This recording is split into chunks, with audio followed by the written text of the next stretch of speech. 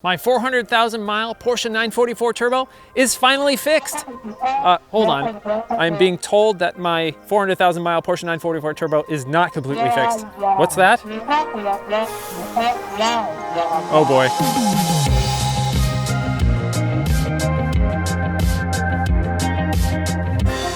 Hey everybody, Ethan here. Welcome to Hello Road. So my 1986 Porsche 944 Turbo is easily the highest mileage vehicle I've ever owned, and very likely the highest mileage vehicle I've ever driven. Now there's no way to tell exactly how many miles this 944 has gone, but it's likely that it's nearing 500,000 miles. You heard me right, 500,000 miles. While the odometer says only 354,000 miles, this car actually has close to 500,000 miles on the clock. Apparently the odometer was not working for quite a few years with one of the previous owners.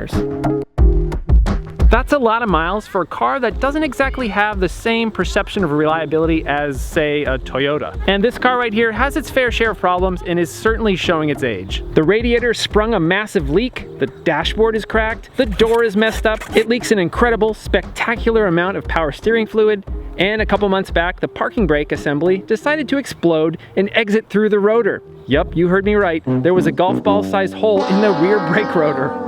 But let's not get too depressed. Yes, there are problems, and yes, there are likely to continue to be problems, but I'm doing my best to try to fix things here and there to keep it running as long as I can. And let's be honest, high mileage cars are always gonna let you down at some point. But what's crazy is that the original engine has never been rebuilt. At least as far as I can tell and as far as the previous owner can tell. That's insane. And more importantly, this car is a complete joy to drive. So let's celebrate this Porsche's 34th year on the planet and get out and drive it. Now, I haven't actually driven in a couple weeks, and I haven't even gone to the grocery store in 3 weeks. I've been staying at home and doing my part to minimize the spread of COVID-19, and at least here in California, that seems to be working. But there's only so much time you can stay at home before you start to go stir crazy. I really need a sanity drive. So let's head out to the grocery store, but let's take the long way through some back roads. I'm not even gonna drive over the speed limit. I just need to get out of the house and decompress a little bit before I go load up the back of my Porsche with toilet paper, so I don't go crazy. Let's go. Speaking of crazy, on this drive, let's find out if I'm crazy to own and regularly drive a 400,000 mile Porsche 944 Turbo. I think you already know. Pretty sure you already know. Let's go.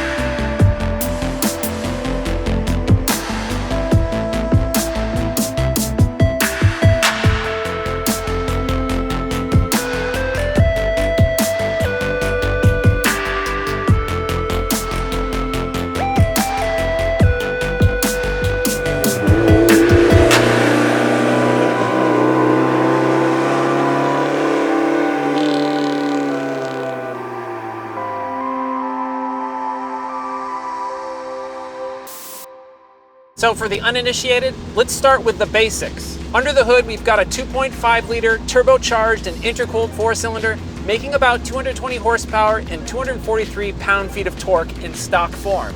This car has some minor modifications that bump that up just a bit.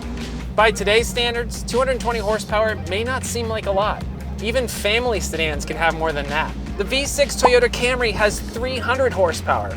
But the 944 Turbo weighs under 3,000 pounds, and it has plenty for what this car was designed for, attacking windy canyon roads.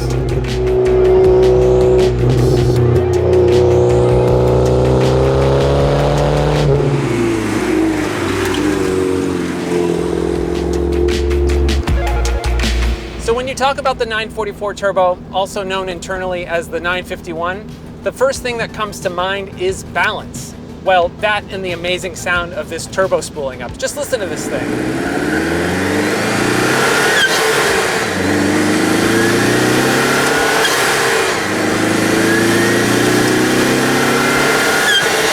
But back to that balance. This car has it in spades. It has nearly 50-50 weight distribution.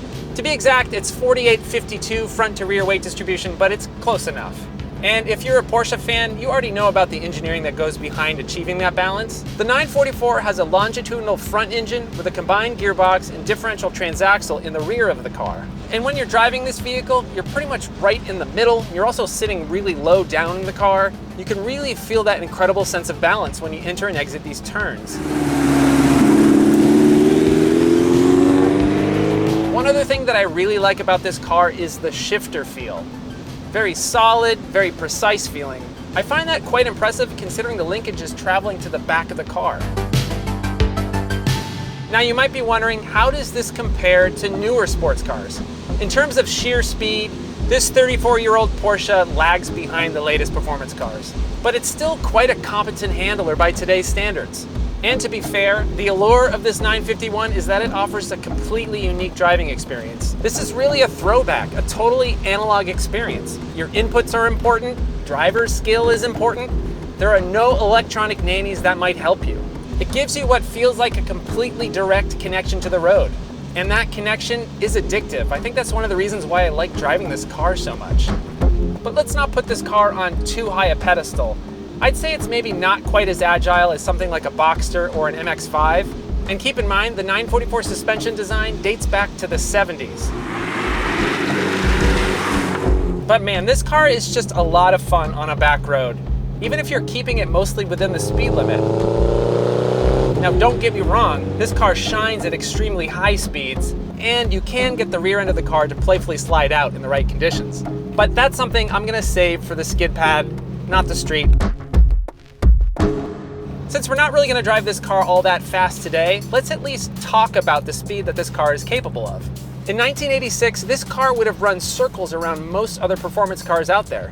Compared to the naturally aspirated 944, which did a 0 to 60 in 8.3 seconds, the 944 Turbo was rated at about 5.7 seconds.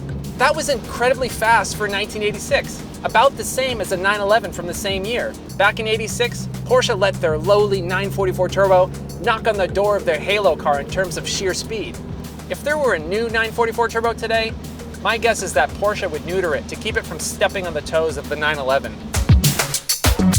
Okay, let's talk negatives. The steering ratio is a bit slow. You do have to turn the wheel quite a bit in very tight turns, but you do get used to it. This car doesn't have a whole lot going on at like 1,000 RPM. It feels embarrassingly slow at low RPMs. But once that boost comes in at right around 3,000 RPM, this thing just takes off.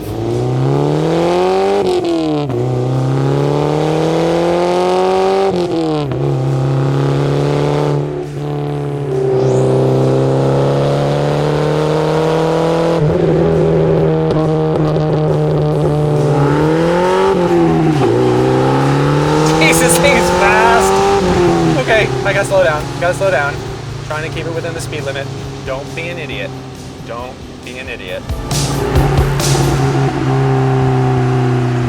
So how does having 400,000 miles affect the abilities of this car? Not much, actually. In terms of speed and power, it doesn't feel like a 400,000 mile car at all. Obviously, the previous owners took good care of this 944. I'm sure many thousands of dollars were spent to allow the car to travel nearly 500,000 miles. I'd say my biggest complaint about owning a 400,000 mile Porsche 944 Turbo is the stress and uncertainty of knowing that this thing could have a catastrophic failure at any moment. Yes, I've tried to do my best to address this car's issues and to keep up with regular maintenance, but at some point, you just have to leave your fate in the hands of the high mileage Porsche gods. One day, this thing might just explode.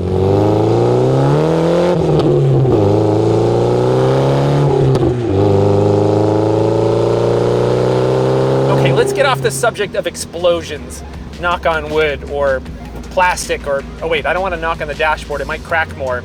Just cross my fingers, I guess. All right, let's take a moment and pull over and admire the wonderful and oh-so 80s design of the 944.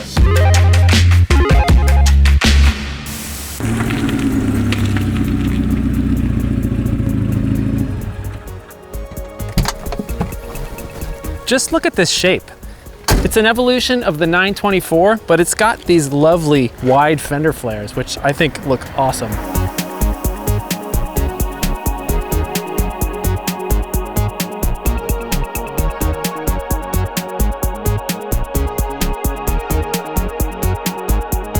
Oh, and pop-up headlights because 1980s.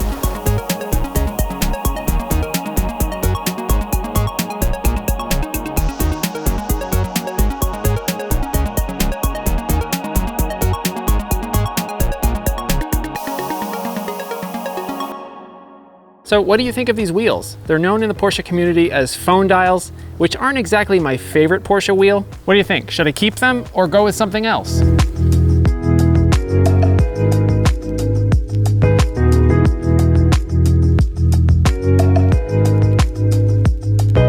All right, let's take a look at the interior. So welcome to the lovely interior of my 1986 Porsche 944 Turbo. As you can see, it's a really nice, clean, somewhat elegant layout. Very simple, easy to understand. Well, maybe not easy to understand. There's a couple things in here that took me a while to figure out, like this climate control system. It's not exactly standard. It took me a while to figure out what these two sliders did. So this is air distribution to the windshield right here, and this is air distribution to the footwells. And here you can see the temperature is selected in Celsius, which they didn't even bother doing a Fahrenheit version for the US. And then these switches, they've seen better days. A little bit hard to turn. Some of them get a little stuck, but overall, simple layout, easy enough to use once you learn what this slider does. Pretty simple vent controls, and then up here you have a slider to select the windshield defrost.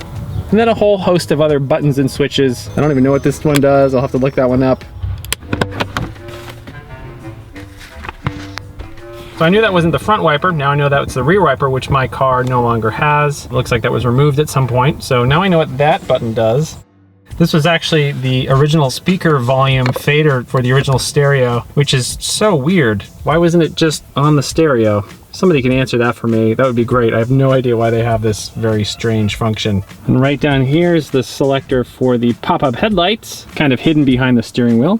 Over here, you've got a clock that sometimes decides to work and sometimes it doesn't. But check this out. There's actually a stopwatch function in case you want to do some really crude 0 to 60 tests. So obviously this is not the original steering wheel. This is an aftermarket steering wheel. The original factory steering wheel is quite ugly, but this one might be even uglier. So at some point I want to replace this with something. You have any suggestions? Let me know what you would replace it with. Really, really clean and simple gauges. You got your boost gauge down here. Of course, you have an actual cigarette lighter and an ashtray because everybody smoked in the 80s. And look at this, the most useless little center console storage area. You could maybe fit your registration in here. That's about it. Look, even little Krabby Krab doesn't think there's enough space. Oh, the emergency brake. This is probably one of my least favorite things about this vehicle. The parking brake is in the worst location. Anytime I put it up, I trip over it as I'm trying to exit the car. You might notice that these seats are in really great condition. These were reupholstered by the previous owner. Now these dark brown seats are really subdued, which I actually kind of like. It's a nice contrast with the white exterior. It's also got this aftermarket Continental stereo, which is really nice because it's got Bluetooth and it doesn't look stupid like a lot of aftermarket stereos. It actually looks kind of period correct, which I like. The driving position takes some getting used to because there's no tilt wheel or anything like that. And the steering wheel feels like it's in your lap, but after you drive it for a few minutes, you totally get used to it. I think that's it for up front here. I really like sitting in here. Let's go see if we can try to get in the back of this thing. That might be a terrible idea, but let's give it a shot. Okay, let's see if I can actually get back here. I have a feeling this is not gonna work out so well. All right, so how do I even do this? Like twist my foot sort of, and then maybe if I like put this foot like over, there we go. Okay, oops. Okay, I think I got it. If I could cut my foot in half, this would work out just great. Maybe if I put my head up like maybe like this, then I think I could kind of fit maybe. Yeah, there's really no reason for a back seat in here. I'm not even sure I'm going to be able to even get out of this thing. Let's give it a shot. My foot's stuck.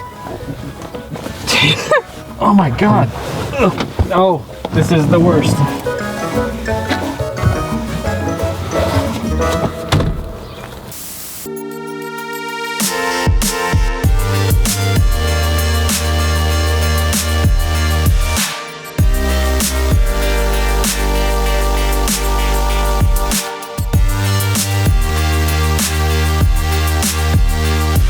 I just love the mid-80s feel of this whole vehicle. Pop up the headlights, crank up the 80s throwback tunes, and just drive.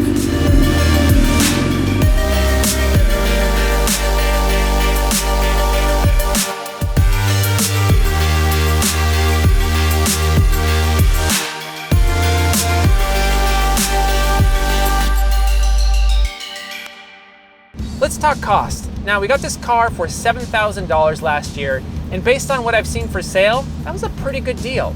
Yes, this car has stupid miles on it, but you'd be hard-pressed to find another 951 for less, unless it had some serious issues. I'd expect to pay north of $10,000 to $12,000 in the US for a solid driver, and way more for a beautiful example. Is a high-mileage 944 Turbo a good value? That's a really difficult question to answer. This car is a very specific type of experience for a very specific type of person. You have to love the aggressive nature. It doesn't let up. It's kind of like a track car for the street. It constantly begs you to drive faster. The turbo in this car is like a very addictive drug. So is the balance. But to own one of these things pushing nearly 500,000 miles, you kinda have to be sort of a masochist. It's gonna need some diligent maintenance. And do the work yourself, or you're gonna have to expect your local Porsche shop to laugh all the way to the bank. But I gotta say, I'm impressed that this motor has gone so many miles, especially without a rebuild. That's insane. That's just literally insane. If you're new to Porsche and you love the 80s vibes of the 944 Turbo, but you're not a masochist like I am, maybe try to find yourself a nice naturally aspirated 944. Certainly not nearly as quick, but with the same great handling, and cheaper to maintain. That said, after owning a 944 Turbo, I'm not sure I'd ever be happy with a naturally aspirated 944. This car has quickly become one of my favorite cars that I've ever owned. If it were 1986 and I were in the market for a brand new Porsche, I'd take the 944 Turbo over anything else on the showroom floor. Well, assuming I couldn't afford a 959. So, should you buy a high-mileage Porsche 944 Turbo? No. Yes, you should! You should definitely do it!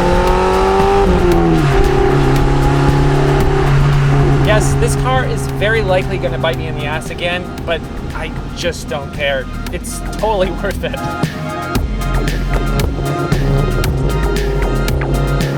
Thanks so much for watching. If you like this video, please subscribe and hit that bell icon so you can be notified of any new video that I post. Whether it's about one of my obscure cars from the 80s or 90s, if it's a review of a new car, or a review of a used car, or if we take a unique car to a unique travel destination. Okay, off to buy some toilet paper. See you later.